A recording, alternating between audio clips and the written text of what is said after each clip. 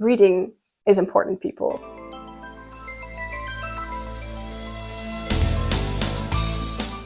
Today, I'm going to talk about how I managed to pass the JLPT N1. Yay! I'm still really proud of my achievement, even though it's been 2 years. It took me six to 7 years to pass. I'm first going to talk about the start of my journey and why I started studying Japanese. Please subscribe and like, and place a comment, a little comment in the comment section below. That would make me so happy. Yes, so without further ado, let's go into the video. I studied at university in Belgium. It was like strict schedule, like every day, like language classes, and then you had to do homework. It was like school all over again, even though it was university. And I participated in some summer schools online because it was Corona back then, so I couldn't go to summer school in Japan, but I did them online. What else did I do? I did an exchange year in Tokyo in 2022-2023 for 1 year, and I studied at Nikkyo Daigaku, Nikkyo University, which was great. I was living in Ikebukuro, and I was having the best time of my life. Like literally, yeah, it was really nice. It was the first time I ever went abroad, and my first time in Japan, for that matter. Even though I studied like Japanese for 5 years, I'd never been to Japan because it was expensive, and yeah, so I didn't go there. But I applied for a scholarship, and I was able to go to Tokyo, of all places. So in August 2024, I was accepted to the JET program as a CIR. So I was really happy, yeah. So I came here to Aomori, and now I work here as the CIR at the City Hall. My Japanese is not perfect, by all means. I still have a long way to go. Especially here in Aomori, there is the dialect. The dialect is really really strong. It's called Tsugaru-ben, and it's known as the most extreme dialect of all of Japan, like really difficult to understand. So when I came here, I was in shock. What? I don't understand what anybody is saying. It was completely different from Tokyo because I could fairly understand what was being said because it is like standard Japanese, textbook Japanese. But when I came here, I was like, Nani kure? What are you saying? Is this Japanese? Nihongo? Nihongo shoberimasu ka? Yes, so after a year and a few months, I kind of got used to it. I got used to the intonation that they use here. I get disappointed in myself because then I cannot understand all conversations that are being said around me, like between colleagues, and I'm like, what are you talking about? And I'm like, ah, damn. I've got the N1, but I don't got the N1 speaking skills just yet, because they don't test that at the exam. If they did, I probably wouldn't have passed.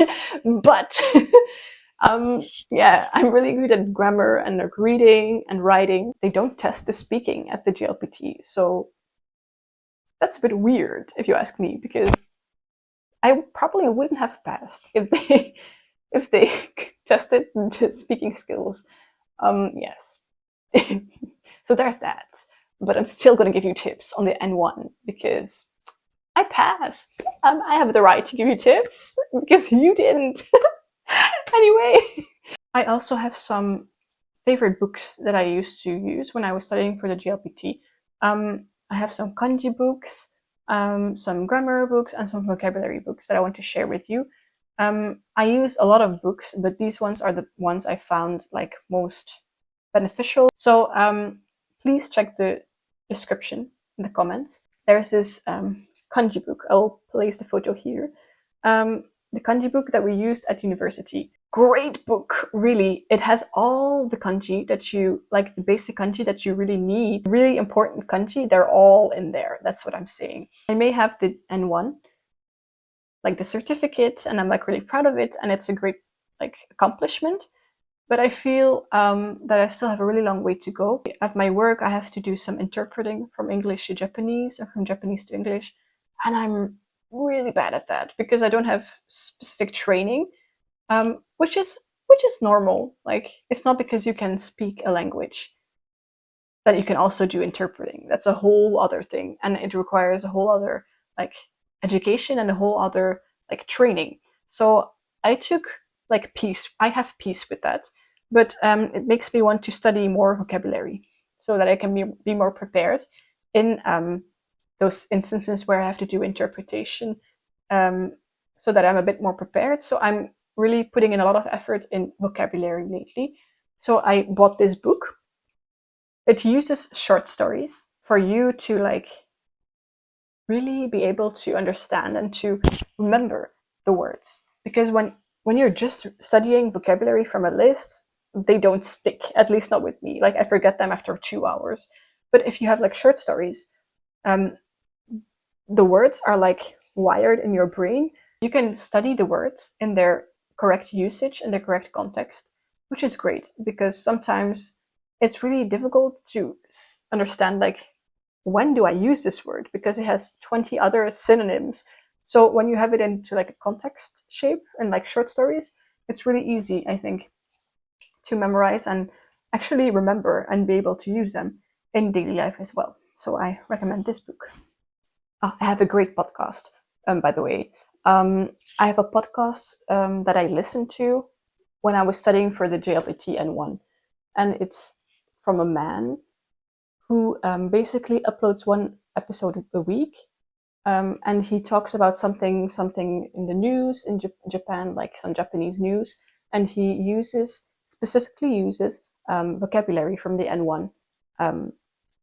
Yeah, and it's really always interesting topics. So you're up to date with the Japanese news, and you're also studying like N1 vocabulary. And so he basically introduces a new word, the N1 word, and like assuming you don't know the word, which is often the case.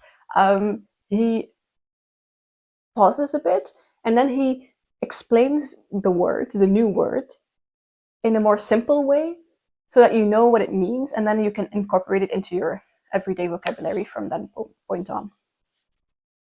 Yes, so I will link it in the description below because it's a really good podcast. I really highly recommend. I remember studying 2 years ago for the N1, and yeah, I really like going to the gym. Back then, my mental health was in a down low, and it's really not funny, but yeah, I went to the gym like almost every day. I think I went 5 times a week. I thought I spent a lot of time in the gym. Especially I was doing like some cardio as well. I was like walking on an incline for like 20 minutes on high speed. And it was kind of boring after a while. And I was like, this is getting boring. So I basically started listening podcasts. So I combined sport with my Japanese learning. So I listened to the podcast while walking. So I was studying while doing sports, which is a great advice. Like, if you can, listen to like Japanese podcasts while you do sports or while you're cleaning or whatever you're doing. I recently started listening to news as well. So every day I listen one news video, and I write down, I make memos of all the words that I don't know. I look them up, and then I try to revise them at a certain time later that week. Well, I have to be honest, like, oftentimes I don't revise, so I just forget. But I mean, the effort is there. The effort is there, but the time is sometimes lacking. So basically, my main tip would be read.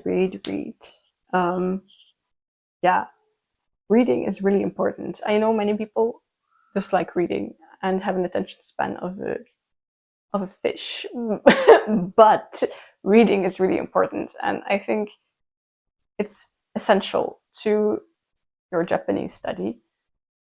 So start with easy things like children's books or like books you've already read in your mother tongue, and then that you know like the main plot of, because then you can easily understand the Japanese as well. So start from there. I think there's also books, especially for learning Japanese. So they like short stories, like a collection of short stories. And on the one side of the page, there is the Japanese, and on the other side, there's the English. There's many books like that. I will also put the link in the description to such books. Anything is good. It can be news articles, it can be novels, it can be, I don't know, like idol magazines, I don't know, whatever you're into. Just make sure you consume like some reading every day. A tiny bit of reading every day will get you a long way. I want to show the book I'm reading right now. My work friend, she's from Taiwan, and she recommended me this book. I was thinking, should I buy it in English or should I buy it in Japanese? And then I looked on Amazon, and the cover of the Japanese version was way better. It was so pretty. And the cover of the English version was like, a bit cheap. So I was like, I might go for the Japanese version. Yeah, but now I haven't read it yet because I keep postponing because I know when I start a Japanese book, like it's gonna take me a full month to finish. So I'm always a bit apprehensive.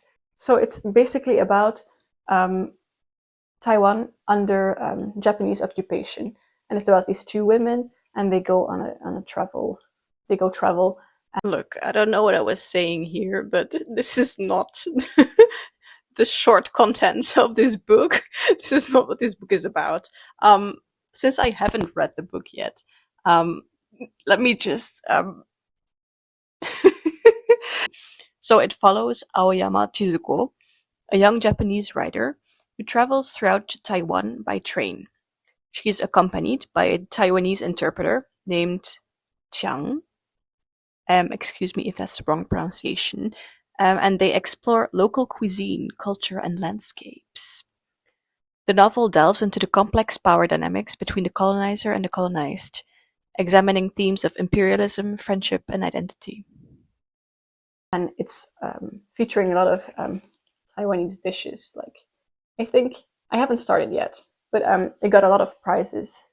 Also in America, like the translation also got a prize. So I will keep you posted on that. But this looks nice, and I will show you the actual cover.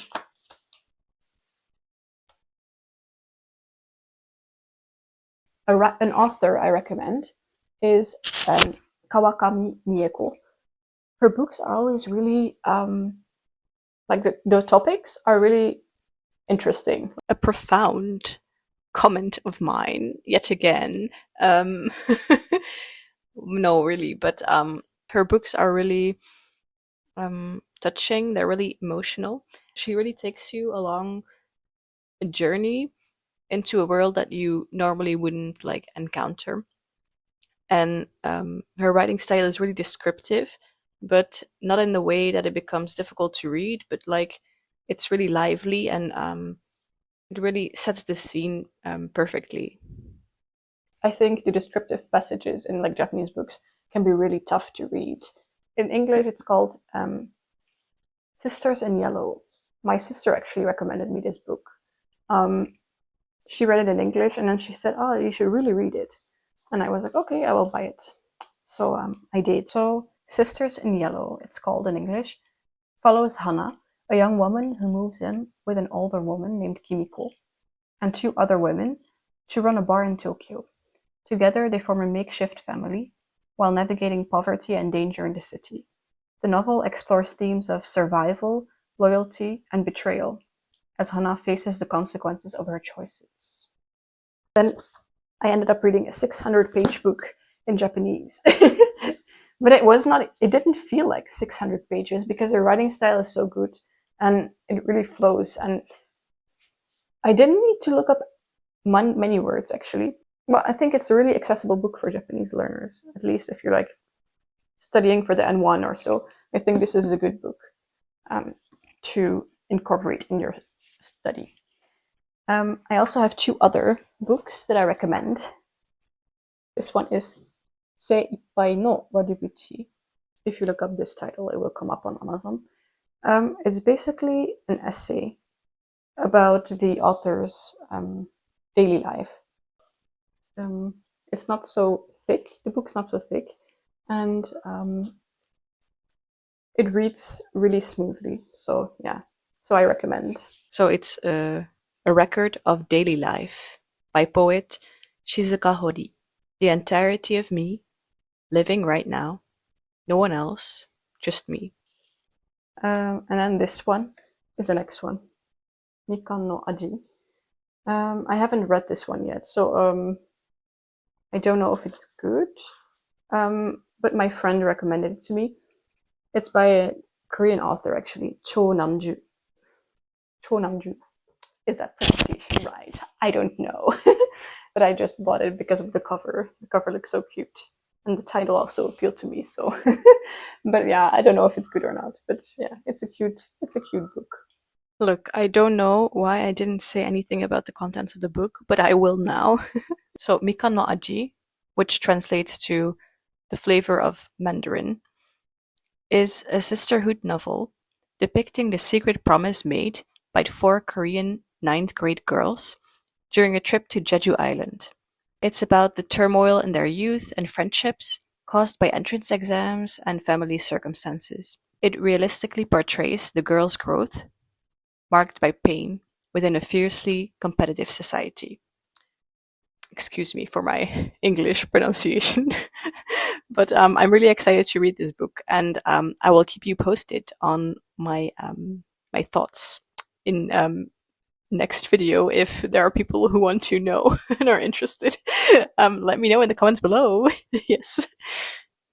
I never really watched a lot of anime. I don't know, I just never got into it, but I really like Japanese drama. Especially like rom-com, like high school drama. I really like that. So I used to watch a lot of them back when I was in university. Well, not only Japanese drama, I also really like K-drama, but I don't anymore, actually. It was like a period like in high school that I used to watch a lot of K-drama and stuff, but I don't know, I'm kind of bored. It's always the same storyline, and everyone looks like perfect, and it's like, I don't know, it's kind of making me detached from reality. Yeah, I know it's supposed to be like not real and like some kind of perfect world that like everyone knows doesn't exist, but I mean, it never made me really feel great about myself.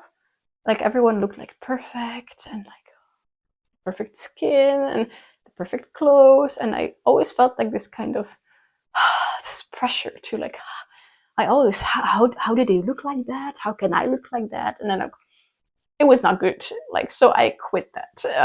I let it go because I realized like there is much more interesting things I can consume, more interesting shows and series that I can actually relate to, and that are not centered around a man.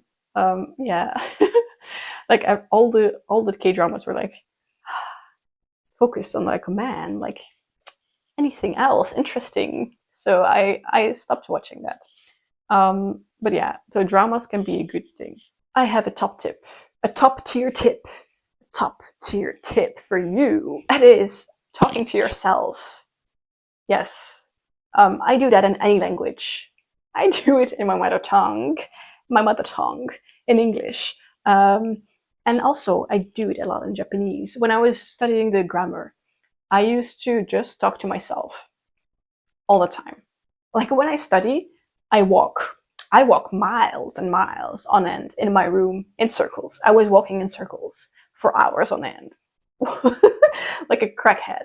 And I was walking and like revising and talking, like explaining the concepts, explaining the grammar to myself as if I was a teacher, as if I was teaching myself. By trying to explain it to yourself, you really start to understand everything and you really can absorb the new info. And I think it's a really good way to study in general, not just Japanese. I also had a lot of history classes in university, and by actually really explaining yourself the subject, the concepts, you really start to understand the material even better. Okay, so now you know the grammar, but who are you going to speak to? I don't know about your country, but in Belgium, there are not many Japanese people. So I had basically quite zero chance of speaking to improve my Japanese. So what I did was I downloaded the infamous language apps and I made some Japanese friends online, and we would like exchange voice notes, and we would correct each other. So they would like to study Dutch, and I would like to study Japanese. So we would like exchange language. Yeah, I'm not gonna lie about this. There are some weird people on those apps, and probably over half of those people don't really want to study languages. They're there for obvious reasons, but if you take a machete and like weed all those people out, there are some decent people there who actually want to do some language exchange. Maybe there is some Japanese study group or some group with exchange students who happen to be Japanese, and then you can do some time, some exchange time. Not only language, but also culture, which is fun. Language is connected to culture and tradition, of course. So by getting acquainted with the culture through documentaries, etc., learning the language actually becomes easier. And getting acquainted with the actual culture and history of Japan helps you with your language abilities as well. No matter how good you are at the language, if you say everything really straightforward and you're like not really polite, I don't think you're going to be integrating very well in the Japanese society. And people will not appreciate that. So I think it's really important to not only purely study the language and then just go off and just live your own life. I think it's important to study the history and the culture of the country. Yeah, I think that's really important to be a good Japanese speaker. Like cultural nuances also important when studying a language. For example, we have in Japan there is tatemae. Tatemae is like the way you act towards people. You don't say your real thoughts, but you keep like a wall. You're polite and friendly, and that's your tatemae. But you don't say your real emotions to the other person. Like, you're not going to be straightforward with them because that's rude, impolite. That's some important part of the Japanese culture, but also like naturally of the language. Tips for the JLPT. Like if you look on the internet, on YouTube, there are so many videos on them. So probably you will have heard it before. From my perspective, what are the most interesting tips? So like I said before, read. Get some books, get some novels, read every day, 10 or 15 minutes. Really, I promise you will improve. For me, the most difficult part of the JLPT was the reading part. My reading was so slow. I'm reading and I understand, but I'm not processing in my mind. So I need to like have some time to process like what is this text about. But on the JLPT, there is no time to do that. So when you read, you have to know like immediately, and then you have to cross the answer and then move on. But I really struggled with that. To be able to be better at that, I started reading 10 to 15 minutes a day. And I feel like my reading abilities, they really improved. I think that's my top tip. Read. No matter what, just make sure you get some 10 to 15 minutes of reading in every day. So I think it's important to do a lot of mock tests in advance. Every month, I used to do like a JLPT test, like a mock test, to track my progress. How much percentage did I get this time? Did I improve? Was it worse than last time? So I tracked my progress. I adjusted my study methods based on my results from my monthly JLPT mock test. Like get acquainted with the question format, because it's always the same. You can predict like there will be a question on this sentence, so I have to read around the sentence, not the whole text, but like the paragraph where the sentence is in. For certain questions, you don't have to read the whole text, so you can just skim the text. Don't read the whole text, you don't have time for that. And on the day of the JLPT, you have to bring a watch. Like some people don't bring watches, but that stresses me out. Like I need to know what time it is, how much time I have left. I really was timing every part of the test. So much to discuss and so much to say about Japanese study and the JLPT in particular. And I don't think I covered everything. But yeah, for this video, I'm gonna stop here. I hope it wasn't like repeat the same things you've already seen in other videos. But yeah, I hope it helped you in some way. And don't forget, make sure you read your Japanese books. Reading is important, people. And don't use the ChatGPT. Don't do it. Don't do it. You are losing all your creativity, all your uniqueness. Trust yourself and just do it the old-fashioned way. You will get there. You will get there, and I'm sure of it. I'm rooting for you, and I'll see you guys later. Bye bye.